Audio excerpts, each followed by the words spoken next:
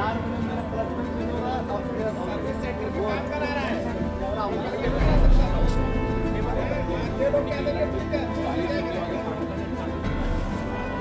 तो उनको पूरा टाइम इतना लगा रहे हैं भाई, पूरा दिन खराब कर दिया। साढ़े 11 बज रहे हैं भाई, 5:38 हो रहे हैं भाई। As a company, as a part of a brand, you should at least listen the customers. On Reddit, I saw one article. KTM, a person reached the KTM that their disc brakes or might be the KTM even not ask a single question to the person. They have replaced that part because it is under warranty. So guys, welcome back to the vlog. So जैसे कि आप लोगों ने इस video में देखा होगा, कैसे एक कस्टमर भी परेशान है मेरी तरह, कैसे करके वो आर्ग्यू कर रहा है अपनी बाइक को लेकर, जो उसके बाइक में प्रॉब्लम हुई है। फिर भी वो बोल रहा है कि मतलब मैंने सर्विस सेंटर से सर्विस करवाया बट स्टिल सेम प्रॉब्लम मेरे को फेस करना पड़ रहा है। तो और वैसे ही जैसे वो अभी गाली देते हुए जा रहा था, वो बंदा चश्मा पहन के, वो मैनेजर था, मतलब कि ठीक, मतलब कि नीचे लेवल का मैनेजर था वो, थोड़ा सा उससे ऊपर लेवल के भी मैनेजर है, बट वो उस दिन आए नहीं थे। तो जैसे कि आज के दिन भाई मैं अपना वही पार्ट साइड पैनल लगवाने आया था। तो जैसे भी रहेगा भाई इस व्लॉग में आप लोग सब लोगों को बताने वाला हूँ कैसे क्या एक्सपीरियंस रहा है मेरे साथ। सो इस व्लॉग में आगे बने रहिएगा। ये छोटा सा व्लॉग बनाऊंगा मैं, जैसे भी ये भी एक्सपोज व्लॉग ही रहेगा बजाज के साथ।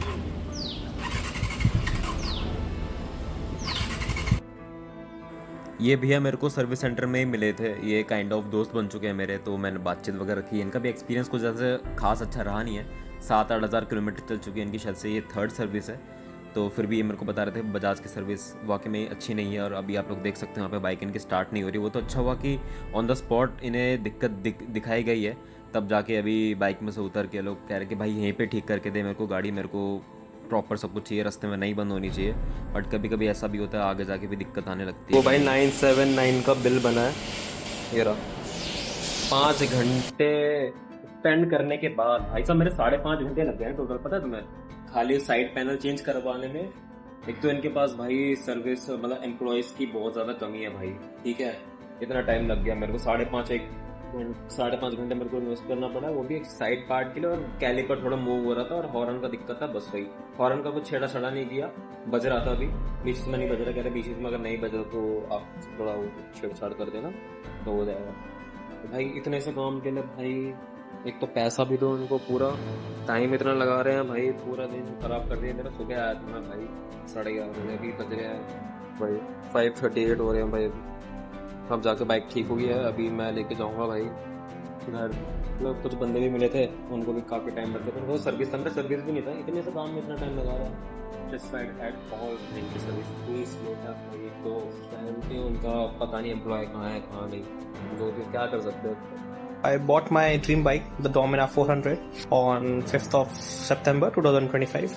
Since that date, I have been chasing the thrill and pride of owning this premium machine. But sadly, it has met my expectation. About 2 months ago, I was riding the bike and the throttle body unexpectedly come loose, leaving me stranded on the road. Thankfully, the roadside assistant picked me up and took me to the service center. But despite investing nearly 3 lakh rupees into this bike, because I believe in the Bajaj brand, the after sales service has been completely let down. Instead of replacing the faulty throttle body, they just patch it up.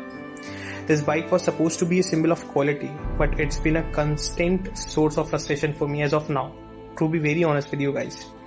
On top of that, for months now, when I ride on a steady highways on a long stretch, I feel the bike is drifting to the right. No bumps, no accidental, it's just a misalignment issue from the day one from the Bajaj. When I raised this issue to the service center, they are saying it happened in every bike, sir. In local language they said, sir पीछे से ऐसे ही होता है, सभी बाइकों में यही concern है, हम इसमें कुछ कर नहीं सकते, आपकी हेल्प नहीं कर सकते. So this is not what I expecting from the Bajaj. So to everyone considering as a dream bike or a dream machine, be careful, because the lack of purpose of after sales is very bad with Bajaj.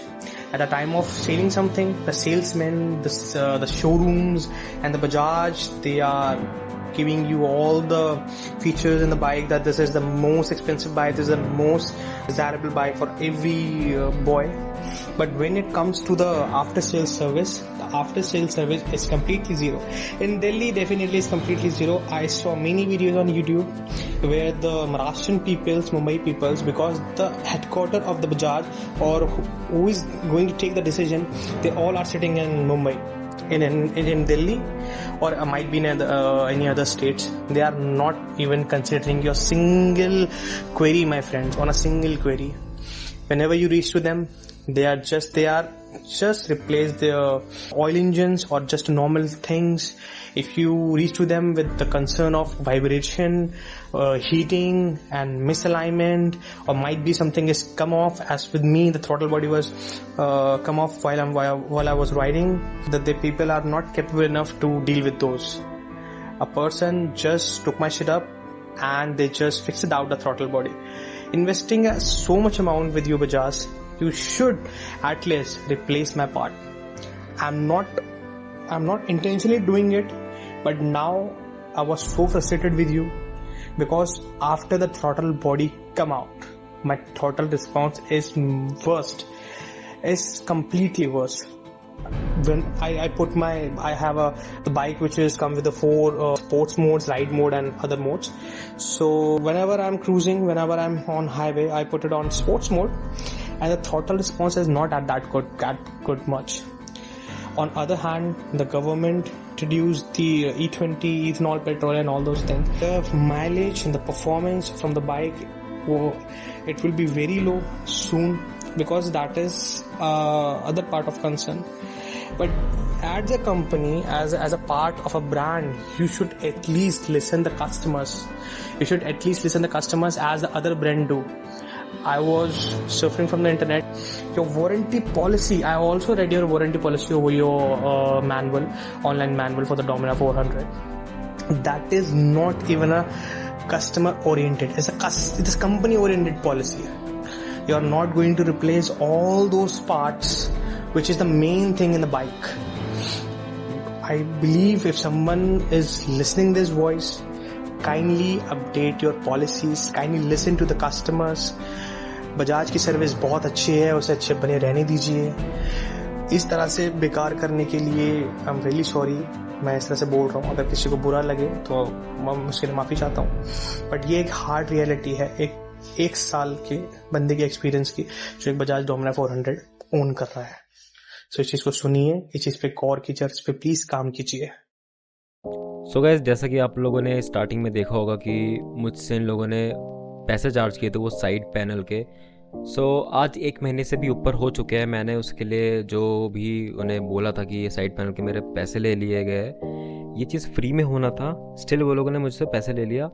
मैंने main manager से बात करी. उन्होंने मुझे बोला कि हम लोग इस बारे में बात करते हैं शोरूम से. बट अभी तक 1 महीने से ऊपर हो चुके हैं, अभी भी कुछ भी रिस्पॉन्ड नहीं आया और ना ही मेरा रिफंड अभी तक आया है.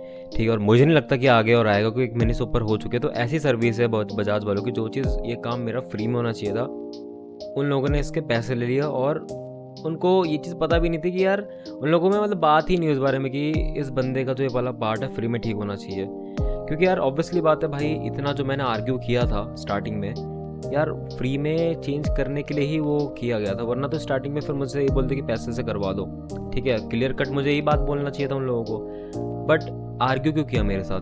ठीक है, जब पैसे उन लोगों को लेना ही था. मतलब ऐसी इतनी घटिया सर्विस है, मतलब क्या बताऊँ. ये लोग तो भाई पीडीआई वगैरह नहीं करते इनके शोरूम पे, और जो काम करना चाहिए एक सर्विस सेंटर वालों को वो काम भी नहीं करते.